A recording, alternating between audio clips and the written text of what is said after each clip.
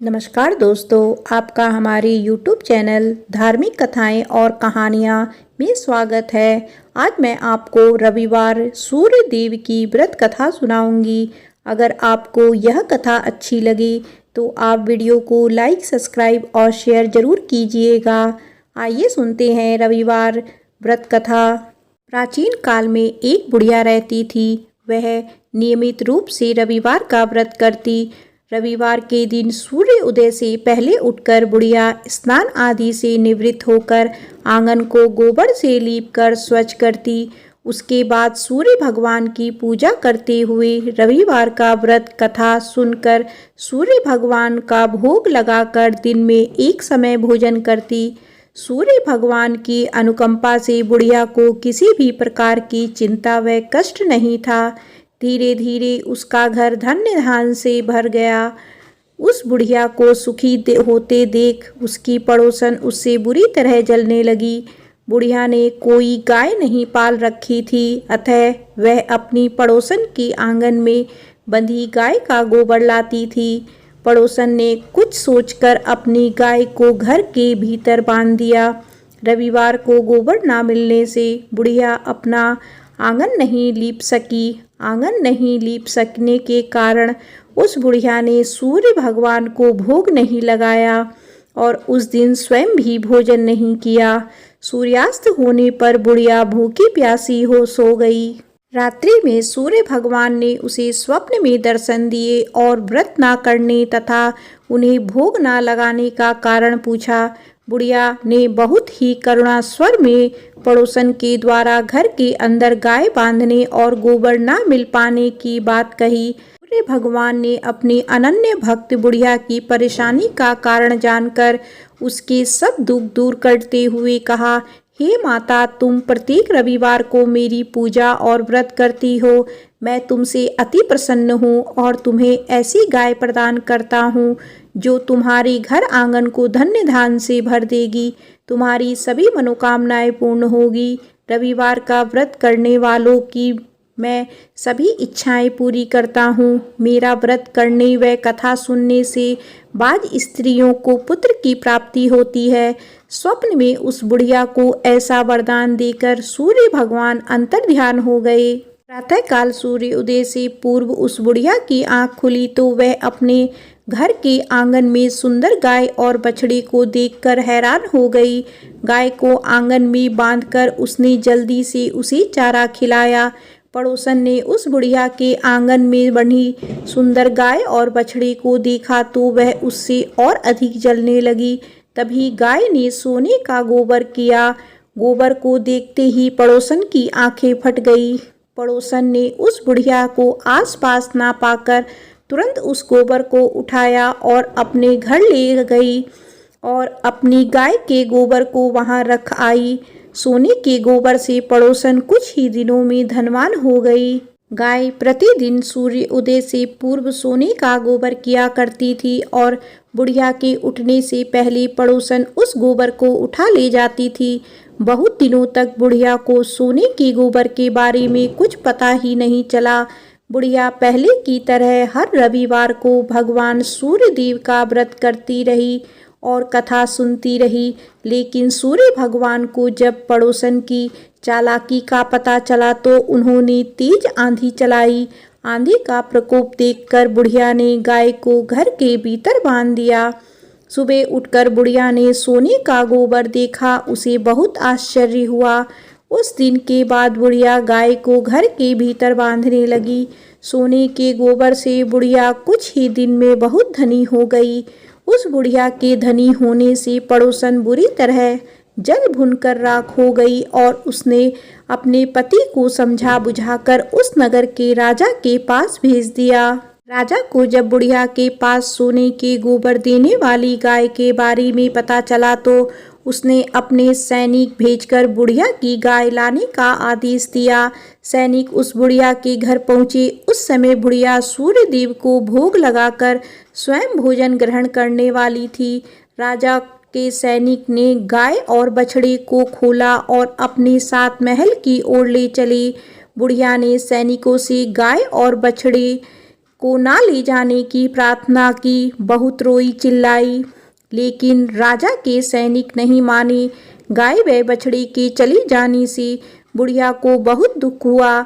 उस दिन उसने कुछ नहीं खाया और सारी रात सूर्य भगवान से गाय व बछड़े को लौटाने के लिए प्रार्थना करती रही। सुंदर गाय को देखकर राजा बहुत खुश हुआ। सुबह जब राजा ने सोने का गोबर देखा तो उसके आश्चर्य का ठिकाना ना रहा। उधर सूर्य भगवान को भूखी प्यासी बुढ़िया को इस तरह प्रार्थना करते देख उस पर बहुत करुणा आई। उसी रात सूर्य भगवान ने राजा को स्वप्न में कहा, राजन, बुढ़िया की गाय और बछड़ा तुरंत लौटा दो, नहीं तो तुम पर विपत्तियां का पहाड़ टूट पड़ेगा, तुम्हारा महल नष्ट हो जाएगा। सूर्य भगवान के स्वप्न से बुरी तरह भयभीत राजा ने प्रातः उठते ही गाय और बछड़ा बुढ़िया को लौटा दिया। राजा ने बहुत सा धन देकर बुढ़िया से अपनी गलती के लिए क्षमा मांगी। राजा ने पड़ोसन और उसके पति को उसकी इस दुष्टता के लिए दंड दिया। फिर राजा ने पूरे राज्य में घोषणा करवाई कि सभी स्त्री पुरुष रविवार का व्रत किया करें। रविवार का व्रत करने से सभी लोगों के घर धन्य धान्य से भर जाएंगे। चारों ओर खुशियां छा गई। सभी लोगों के शारीरिक कष्ट दूर हो गए। राज्य में सभी स्त्री पुरुष सुखी जीवन यापन करने लगे। बोलो सूर्य भगवान की जय। आइए सुनते हैं भगवान सूर्य नारायण की कथा। एक ब्राह्मण था, वह सूरज भगवान का भक्त था। नहाता धोता कहानी कहता था, पर कमाता कुछ भी नहीं था। ब्राह्मण घर में रहता तो ब्राह्मणी बार बार कमाने के लिए परेशान करती। बाहर कहीं जाता तो अड़ोसी पड़ोसी भी उसे निकम्मा कहकर अपमानित करते। अतः एक दिन वह नहा धोकर अपने पूजन की सामग्री लेकर वह जंगल में चला गया। वहाँ एक सूखे पीपल का पेड़ के नीचे बैठकर पूजा पाठ करी और सूरज भगवान की कथा कही। वहाँ पीपल के पास एक सूखा सा तालाब भी था। उसमें थोड़ा सा ही पानी था। उसी पानी से लोटा भरकर सूर्य भगवान को जल चढ़ाया। पूजा का जल बहकर पीपल और सूखे तालाब में भी गया। जल के जाते ही सूखा पीपल हरा भरा तथा सूखा तालाब साफ पानी से भर गया। उस जल में सूर्य भगवान दिखाई देने लगे और कहने लगे, ब्राह्मण, मांग तू क्या मांगता है। ब्राह्मण ने सुना तो वो घबरा गया। सोचने लगता है पीपल में कोई भूत रहता है। रोज जब वह पूजा करता तभी आवाज आती। सुन सुनकर वह चिंता के कारण दुबला होने लगा। ब्राह्मणी कभी कभी ब्राह्मण से मिलने जंगल आती थी। उसने ब्राह्मण से पूछा, आप प्रतिदिन दुबले क्यों हुए जा रहे हैं। तब ब्राह्मण ने सारा हाल बताया। तब ब्राह्मणी ने कहा कि आपके बाद ही आवाज़ आती है ना। मुझे तो लगता है कि सूर्य भगवान स्वयं आते हैं। इस बार जब आवाज़ आए तो तुम सब कुछ मांग लेना। ब्राह्मण ने बोला, कैसे मांगूं? ज़्यादा कुछ कहना होगा तो मैं भूल जाऊंगा। कोई ऐसी तरकीब बताओ जिससे कम शब्दों में ज़्यादा कुछ मिल जाए। ब्राह्मणी ने कहा, तुम इस प्रकार कहना, 9 खंडे महल के अंदर सोने के पालने में पड़पोते को दास दासियां द्वारा खिलाते अपनी आँखों से देखूं। इस प्रकार लंबी उम्र, महल, बेटे पोते, पड़पोते और धन सब मिल जाए। क्योंकि जब धन होगा तभी तो सोने का पलंग, दास दासियां होंगे और आंखें घुटने ठीक होंगे। तभी तो पड़पोते को सोने के पालने में झूला झूला सकेंगे और देख सकेंगे। दूसरे दिन पूजा के बाद आवाज़ आई तो ब्राह्मण ने वैसा ही कहा जैसा ब्राह्मणी ने समझाया था। सूरज भगवान ने कहा, दिखने में तो भोला भाला लगता है, पर एक ही बार में सब मांग लिया।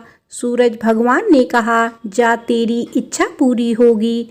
ब्राह्मण जंगल से घर आया तो देखा कि उसकी टूटी हुई झोपड़ी की जगह एक नौखंडा महल खड़ा है। दास दासी आ जा रहे थे। ब्राह्मण ने उनसे कहा, यहाँ मेरी झोपड़ी और बूढ़ी ब्राह्मणी थी, कहाँ गई? उस समय महल की खिड़की से एक सुंदर औरत गहनों और सुंदर कपड़ों से सजी हुई बाहर आई और ब्राह्मण से बोली, आ जाओ, ये अपना ही घर है। सूरज भगवान ने तुम्हारी मनोकामना पूर्ण कर दी है। ब्राह्मण ने कहा, हम इतने धन का क्या करेंगे? ब्राह्मणी ने कहा, धन से क्या नहीं होता, दान पुण्य यज्ञ होम करेंगे। फिर ब्राह्मण ने वैसा ही किया। अब सब राजा की जगह ब्राह्मण का गुणगान करने लगे। राजा ने यह सब सुनकर ब्राह्मण को बुलाया और पूछा, कल तक तो आपको खाना भी नहीं मिलता था, आज ये धन कहाँ से आ गया? कहाँ से चोरी डाका डाला? ब्राह्मण ने कहा कि यह सब तो सूर्य भगवान की कृपा है और सारी कहानी राजा को बता दी। राजा ने कहा, मेरे पुत्र नहीं है तो मुझे क्या करना चाहिए? ब्राह्मण ने राजा को सूर्य भगवान की पूजा की विधि बताई। राजा ने वैसा ही किया जो उसके पुत्र हो गया। सब लोग सूर्य भगवान की जय जय बोलने लगे। हे सूर्य भगवान, जैसा ब्राह्मण और राजा की मनोकामना पूर्ण की, वैसी सबकी करना। कहानी कहने वाले की, कहानी सुनने वालों की, सबकी मनोकामना पूर्ण करना। बोलो सूर्य भगवान की जय। आइए सुनते हैं सूरज भगवान की रोट के व्रत वाली कहानी। किसी गांव में एक माँ और उसकी बेटी दोनों सूरज जी की व्रत किया करती थी। एक बार सूरज जी के व्रत वाले दिन माँ ने बेटी से कहा, मैं पानी लेने जा रही हूँ, तू 2 रोट बना कर रख लेना। एक छोटा और एक बड़ा रोट बनाना जो हम पूरा खा सकें, क्योंकि रोट को जूठा नहीं छोड़ते। रोट के आटे में नमक मत डालना, यह अलुना होता है। माँ पानी भरने चली गई और बेटी रोट बनाने लगी। तभी सूरज भगवान एक साधु बाबा का वेश बनाकर वहाँ आए और भिक्षा मांगने लगे। लड़की ने कहा, मेरी माँ का रोट तो बन गया है, पर मेरा रोट बनेगा, उसमें से आपको दूंगी। बाबा ने कहा, जो रोट बन चुका है उसी में से दे दो, नहीं तो मैं जा रहा हूँ। लड़की ने माँ के रोट में से टुकड़ा तोड़ कर दे दिया। जब माँ वापस आई तो बहुत नाराज हुई और बोली, हे लड़की, मेरी रोटी का टुकड़ा दे दिया, मेरी रोटी मुझे साबुत दे। वह लड़की को मारने लगी। लड़की डर कर जंगल में भाग गई और एक पेड़ पर चढ़कर बैठ गई। सूरज भगवान ने सोचा, बेचारी लड़की को मेरे कारण घर से निकलना पड़ा, इसीलिए इसकी रक्षा मुझे ही करनी पड़ेगी। सूरज भगवान रोज उसके लिए चूरमे का एक लड्डू और 1 लोटा पानी भेज देते थे। लड़की मज़े से खा पी लेती थी और बैठी रहती थी। एक दिन एक राजा शिकार करते हुए उधर से निकले। थकान मिटाने के लिए उसी पेड़ के नीचे आराम करने रुके। राजा ने अपने सेवकों से कहा, प्यास से जान निकली जा रही है, चुल्लू भर पानी मिल जाता तो प्राण बच जाते। पेड़ पर बैठी लड़की ने यह सुना तो उसने चुल्लू भर पानी डाल दिया। राजा ने पानी पी लिया। राजा ने कहा, अरे सेवक, आधी जान तो बच गई, एक चुल्लू पानी और मिल जाए तो आधी जान और बच जाएगी। लड़की ने फिर एक चुल्लू पानी डाल दिया। राजा ने पी लिया। राजा को आश्चर्य हुआ। उसने सेवक से कहा, ऊपर अवश्य कोई है, तू ऊपर चढ़ और देख कौन है। सेवक ऊपर चढ़ा तो उसे लड़की मिली। लड़की ने सेवक से कहा, भैया, तुम ये स्वादिष्ट लड्डू खा लो और पानी पी लो, पर राजा को मेरे बारे में मत बताना। कह देना कि ऊपर कोई नहीं है, पता नहीं राजा मेरे साथ कैसा व्यवहार करेंगे। सेवक भूख प्यास से परेशान था। उसने लड्डू खाया, पानी पिया और नीचे जाकर राजा से कह दिया कि ऊपर कोई नहीं है। राजा ने सेवक से कहा, तू ऊपर गया तब तो थका हुआ था और आया तो तरोताजा दिख रहा है। नहाया और खाया हुआ मनुष्य छिपता नहीं है। मुझे शक हो रहा है। मैं खुद ऊपर जाकर देखता हूँ। राजा पेड़ पर चढ़ा, वहाँ सुंदर सी ब्राह्मण कन्या को पाया। राजा ने कहा, डरो नहीं, तुम बहुत सुंदर हो, मेरे साथ चलो, मैं तुमसे विवाह करना चाहता हूँ। लड़की राजा के साथ चली गई। राजा ने उसके साथ विवाह कर लिया। साल भर में ही उसने एक सुंदर बालक को जन्म दिया। उसकी अन्य रानियां उसकी देवरानी, जेठानी और उसके पुत्र की सुंदरता से जलने लगी थी। सूरज भगवान का व्रत आया। लड़की रानी ने व्रत के लिए रोट बनाया। दूसरी रानियों ने राजा से कहा, तुम्हारी नई रानी को रोट बनाना नहीं आता, उसका बनाया हुआ रोट खाओगे तो आपका पेट दुखेगा, रानी खाएगी तो कुंवर का पेट दुखेगा। नई रानी ने यह सब बात सुन ली और उसने रोट को थाली के नीचे छुपा दिया और सूर्य भगवान से सहायता के लिए प्रार्थना करने लगी। राजा ने जब पूछा कि थाली के नीचे क्या है, तो उसने कहा कि मेरे गरीब पीहर से आया हुआ उपहार है। राजा ने थाली उठाई तो देखा उसके नीचे सोने का चक्र था। राजा ने कहा, वाह, गरीब पीहर वालों का ऐसा उपहार। नई रानी चुप रही। एक दिन रानी खिड़की में खड़ी थी, तभी उसे अपनी माँ दिखाई थी, जो दरिद्र अवस्था में छाजले बेच रही थी। उसने सोचा, माँ को यहाँ बुला लें तो यहाँ आराम से रह लेगी। इतने नौकर चाकरों में वह भी कुछ काम कर लेगी और किसी को पता भी नहीं चलेगा। उसने माँ को बुलाया। रानी की माँ आते ही वही बात दोहराने लगी, हे लड़की, मेरी रोटी का टुकड़ा दे दिया, मुझे मेरी साबुत रोटी दे। रानी ने सोचा, कहीं सबको पता ना चल जाए कि मैं अपनी माँ को इस तरह महल में बुलाया है, मुसीबत हो सकती है। उसने माँ को चुपचाप एक कमरे में रहने को कहा, बाहर से ताला लगा दिया। रानी की देवरानी, जेठानी व अन्य रानियां राजा से कहने लगी कि रानी का व्यवहार संदेह पैदा करता है। एक औरत महल में घुसी थी पर वह वापस नहीं निकली। छोटी रानी यह सुन लिया। वह सूर्य भगवान से इस विपत्ति से बचने की प्रार्थना करने लगी। राजा ने वहां आकर उस कमरे की चाबी मांगी। राजा ने कमरा खोला तो वहां सोने की एक मूर्ति थी। राजा ने पूछा, यह मूर्ति कहाँ से आई? रानी ने कहा, मेरे गरीब से पीहर का उपहार है। राजा ने कहा, तुम्हारे गरीब पीहर से इतने कीमती उपहार आते हैं, मुझे तुम्हारा पीहर देखना है, हम वहाँ चलेंगे। रानी ने फिर सूरज भगवान से मदद मांगी। सूरज भगवान ने कहा कि मैं सवा पहर की व्यवस्था तो कर दूंगा, लेकिन फिर मुझे दूसरी नगरी में उजाला करने जाना होगा। सूर्य भगवान ने जंगल में माया नगरी बसा दी। महल, झरोखे, बाग बगीचे, रिश्तेदार आदि सब माया से बना दिए। महल की रसोई में कई प्रकार के व्यंजन बन रहे थे।